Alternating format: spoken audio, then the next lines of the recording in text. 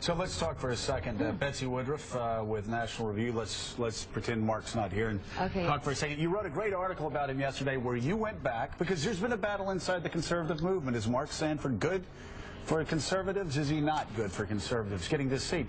And you went back and you talked to people that worked for Mark before, and you called them up, and you were, you're expecting to get some negatives about him. The portrait painted far different than what a lot of people would expect.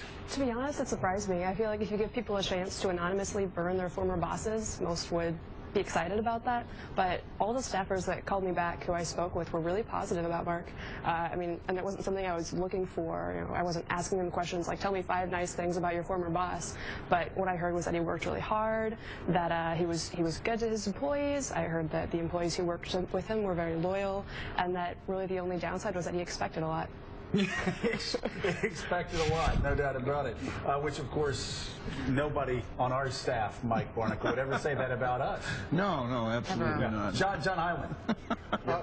Mark, when's the last time a Democrat held that seat? It's been about 40 years. So your opponent, your upcoming opponent, just released some internal polling saying that she's ahead of you right now. You obviously held that seat before. I don't know if you believe that polling, but most people think this is going to be a pretty tight race. Do you think is there anything beyond the one big controversy in your political life right now that's causing this race to be as close as it is? Yeah, I mean, you just got through with a 16-person primary. So we've been very busy at 2 different steps, bites at the apple, if you will. First, the 16 of us, and then it took it down to 2, and we just got through the runoff last night.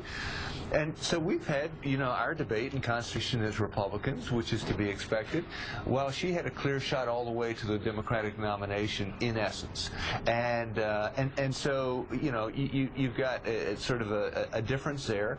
But you also have a difference in that, she's not held office. I mean, you could come up with a whole host of votes for me or Joe that people liked or they didn't like. She's not held office, and right now, the one thing that people know about him is that she's Stephen Colbert's sister. Well, at the end of the day, Stephen Colbert is a very popular, well-regarded comedian, but at the end of the day, he's not on the ticket.